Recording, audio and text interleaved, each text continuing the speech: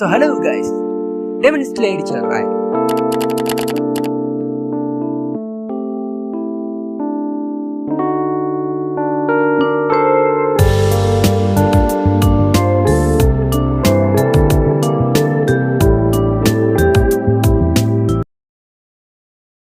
योरीची कहता है मेरी माँ बहुत ही ज्यादा रिलीजियस पर्सन थी। वो हमेशा इस दुनिया से स्ट्राइप को हटाने की प्रे करती थी। वो सन गॉड की भी बहुत ज्यादा पूजा करती थी। उस टाइम मैं बोल नहीं पाता था तो मैंने उन्हें बहुत परेशानी की और मेरे ईयर्स के लिए उन्होंने इयरिंग्स बनाए थे ऐसे चाम। मेरा भाई बहुत अच्छा था, वो मेरी बहुत ही ज्यादा चिंता करता था मेरी, जब तक मेरे पापा ने उसे मेरे बारे में भूल जाने को कहा था। उसने मेरे लिए एक फ्लूट बनाई थी और बोला था जब भी तुम्हें हेल्प चाहिए इसे ब्लो करना और मैं आ जाऊंगा। उसने अपने नीले पड़े चेहरे से स्माइल करी और बोला you don't need to worry about मी।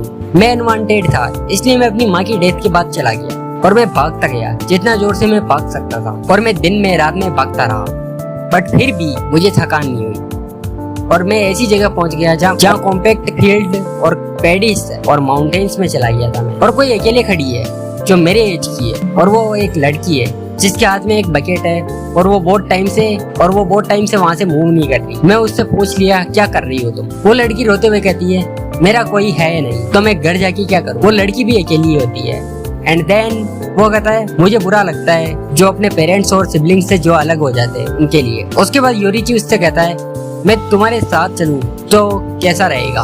और उस लड़की का नाम यूता होता है और वो दोनों साथ रहने लग जाते हैं। यूता से मैं दिन रात तक बातें करता था और वो यूता से कहता है थैंक्स, तुम्हारी वजह से मुझे पता चला लोग अलग अलग देखते हैं चीजों को।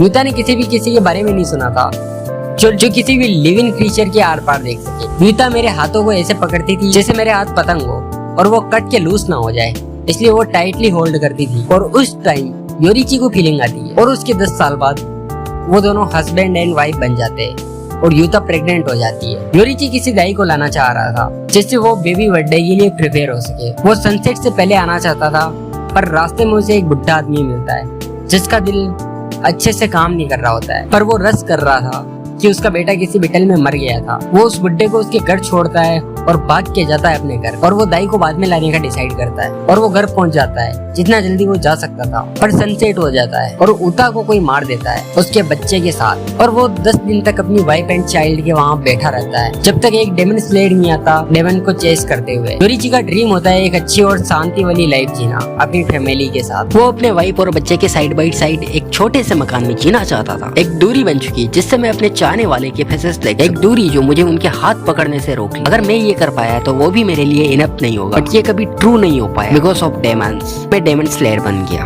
और ये लोग डेमन्स को बहुत पहले ही चूज कर रहे हैं। कोई ब्रीथ यूज नहीं करता था और मैंने उन्हें सिखाया कि कैसे वर्क करती। स्वॉर्डमैन को हाजिरा कहा गया जो ऑलरेडी एक्सीलेंट हो गए थे। जब वो अपने टॉप ब्रीथ का स्वॉर्ड से यूज करते हैं, फ्लेम, वाइंड, वाटर, लाइटिंग और रॉक, उनकी पावर बढ़ जाती है। डेमन स्लेयर डेमन को मारना शुरू करते हैं। मेरा खुद का भाई भी डेमन स्लेयर कॉर्प्स ज्वाइन करता है उस हादसे के बाद से और हमारी हेल्प करता है। और जल्दी ही मैं डेमन के प्रोगेनिटर से मिला, मतलब मुजान से।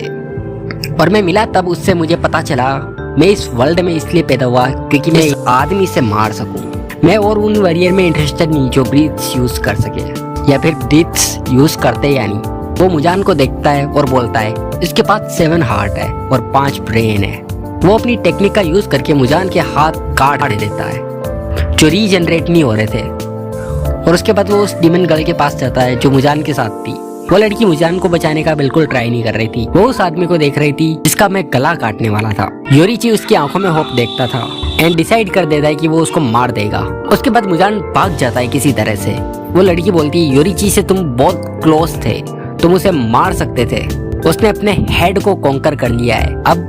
और वो लड़की अब अपना माथा पकड़ के बैठ जाती है। वो कहती है मैं क्यों नहीं मरी। उसके बाद योरीची उसे काम करवाता है। तब वो बोलती है उसके बारे में सब बता देती है। वो कहती है जब तक अब तुम नहीं मरोगे तब तक वो नहीं आएगा।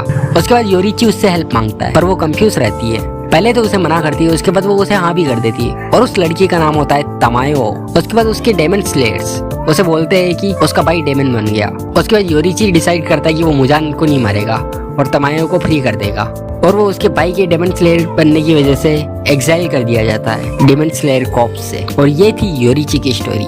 उसके बाद भी कई सालों बाद कोकोशिबा को वापस एक बार अपना भाई दिख जाता है और वो बोलता है इम्पॉसिबल, तुम जिंदा कैसे हो सकते हो भाई? लाइक सब मार्केट वाले पर्सन 25 के बाद मर जाते हैं, तुम कैसे, तुम अकेले जिंदा कैसे हो? उसके बाद योरिची बोलता है भाई ये बहुत ज्यादा हार्ट रेंचिंग है। और उसके बाद ये बुढ़ापा और ये कांपना योरिची का, जिसे मैं अपना भाई कहता था, वो कहता है ये मेरा भाई है। 60 साल पहले जो मेरा आई सोर था, जो आवाज मुझे ब्रदर बोल रही थी, वो एक्सट्रीमली ओल्ड थी। मेरा छोटा भाई जो आज तक एक छोटा सा इमोशन नहीं दिखाया, वो मेरे सामने इस एज में रो रहा है। मुझे कुछ स्वेलिंग सा फील हुआ मेरे अंदर। कोकोशिबा आगे बोलता है मैं कंफ्यूज और बी वाइल्डेड था। वो आगे बोलता है ये ओल्ड मैन, इसके पास्ट में ये प्राइम रह चुका है, पर जब तक ये एक डीमन हंटर है, मुझे इससे मारना होगा। अगर इसने मेरी ओर स्वॉर्ड कर दी तो मेरा मरना निश्चित है। वो उसके ऊपर हमला करता है। योरिची उसके गले पे एक ऐसा हमला करता है जिससे वो डर जाता है काफी। कोकोशिबा कहता है वो टेक्निक जो उसने यूज की वो उसके प्राइम फॉर्म में और अभी में कोई डिफरेंस नहीं है, और योरिची का नेक्स्ट अटैक नहीं आता है और योरिची सही में मर जाता है। योरिची की डेथ बहुत ज्यादा नेचुरल होती है, वो अपनी